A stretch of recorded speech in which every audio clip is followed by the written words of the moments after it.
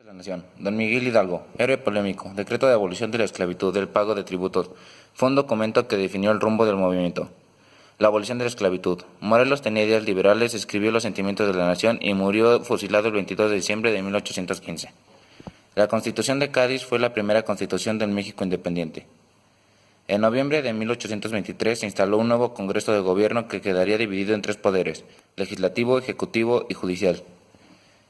El siglo XIX fue un periodo donde México pasó muchas formas de gobierno, guerras, intervenciones, pero a pesar de eso buscaba estabilizarse, dejando en marca el proceso Estado-Nación. Hola, bueno, yo les voy a hablar del proyecto conservador y es el tema número 2 de Blackboard y está la primera república centralista en la guerra de los pasteles y la segunda república central y la venta de la mesilla. En la primera república centralista está la primera instalación de la República Federal, encabezada por el alto clero, y se privilegiaban el ejército y el clero. En 1835 México vivió una situación enormemente crítica y la situación económica del país no lograba estabilizarse. Para esto se crearon 7 leyes que sentaron las bases jurídicas que permitirían el proyecto político y económico de los conservadores. Para la Guerra de los Pasteles, en 1838 llegó a Veracruz el ministro francés Antonio Louis de Faudis y la indemnización que tuvo que pagar México fue de 600,000 pesos. Vaya, la guerra de pasteles, más bien los pasteles más caros que ha tenido que pagar México. Para esto también estaban los tratados comerciales y en la segunda República Central la venta de la mesilla. Estaba en 1836 Texas se separa de México, anexándose a Estados Unidos, buscando su independencia. El 14 de septiembre de 1847 el ejército norteamericano logró la toma del Palacio Nacional. El 2 de febrero de 1848 se pone fin a la guerra con Estados Unidos y se crea el Tratado de Guadalupe Hidalgo. Después de esto está el mandato presidencial de López de Santa Anna, asumido el 20 de abril de 1853. Se crea la Segunda República Centralista y el 16 de diciembre de 1853, Santa Anna se hizo llamar a sí mismo Su Alteza Serenísima. La conclusión de todo esto es que el proyecto conservador no era lo que beneficiaba demasiado a México, ya que el dinero se lo quedaba normalmente y se beneficiaba el alto clero y los militares y todo, menos la clase trabajadora.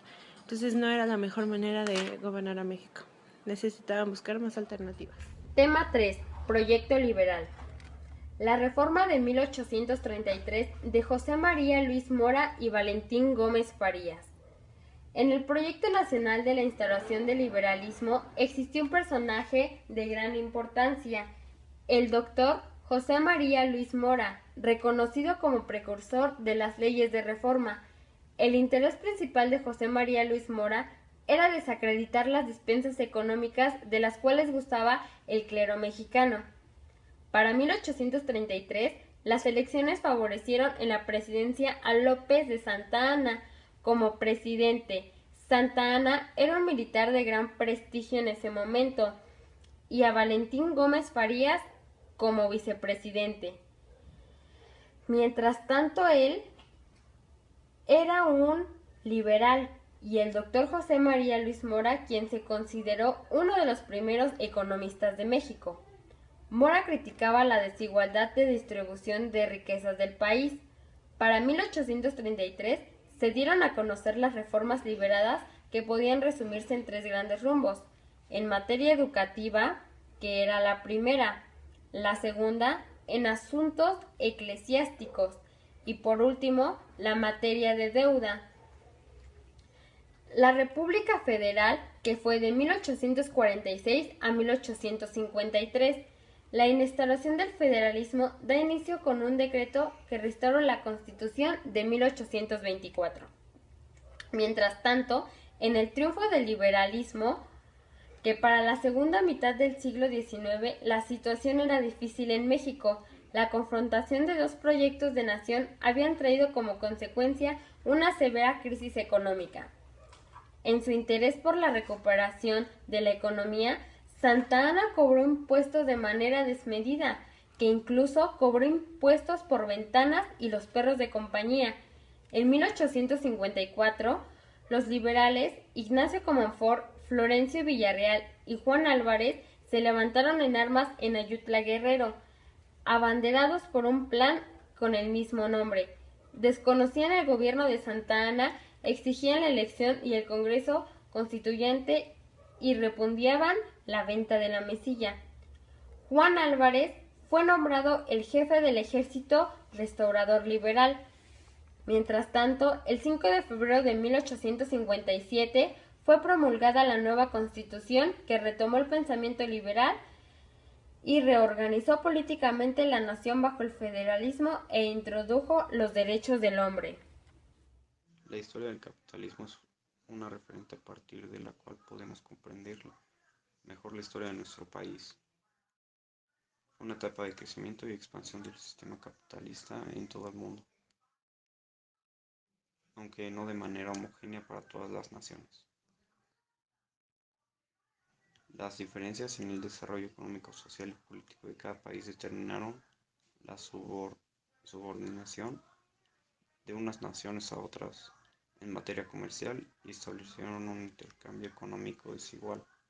En 1830 el Congreso mexicano emitió la Ley de Colonización.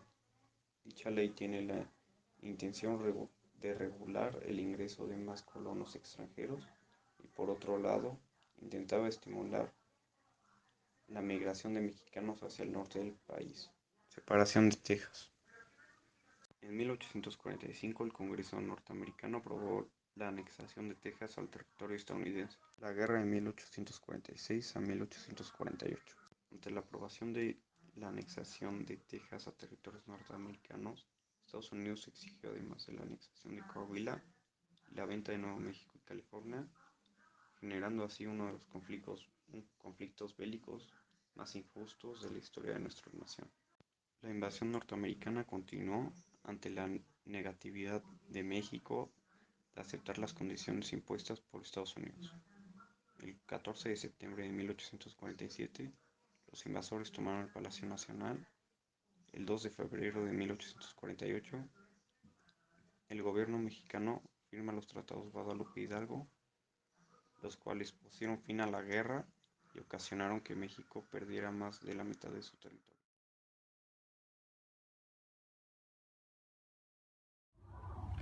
Una de las causas de la intervención francesa en México fue la suspensión de pago de la deuda externa de México. Las potencias acreedoras, España e Inglaterra, además de Francia, apoyados por los acreedores internos del gobierno mexicano, decidieron ocupar el territorio nacional, aunque las dos primeras finalmente desistieron del propósito. Los conservadores mexicanos apostaron a que un monarca extranjero recuperaría su influencia y el cobro de sus bienes confiscados, pronóstico que resultó equivocado, pues el emperador Maximiliano conservó los vigilantes de las leyes de reforma. Las excepciones entre los liberales imposibilitaron una deuda de defensa de la nación particularmente encoronada. Fue la disputa entre González Ortega, entonces presidente de la Suprema Corte, y Juárez, quien habían decidido prolongar su mandato presidencial violando la Constitución.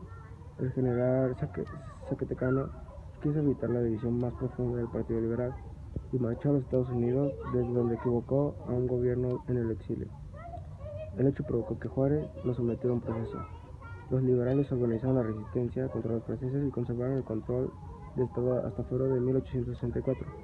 Cuando estos ocuparon la capital, los franceses y conservadores se aliaron contra los liberales, dirigido por González Ortega, quienes fueron obligados a huir a Fresnillo y luego del Estado. Entre las medidas del gobierno impuestas por Maximiliano estuvieron la creación de un Estado centralizado y la transformación de los estados en departamentos. Ambas contrarias a los añejos anhelos y liberales mexicanos, Zacatecas se partió en dos departamentos, el del mismo nombre y el de Fresnillo, y suprimieron ayuntamientos. La medida afectó la economía y avivió el repudio de los franceses, mientras los ayuntamientos reaparecían una vez más como voceros de los intereses locales.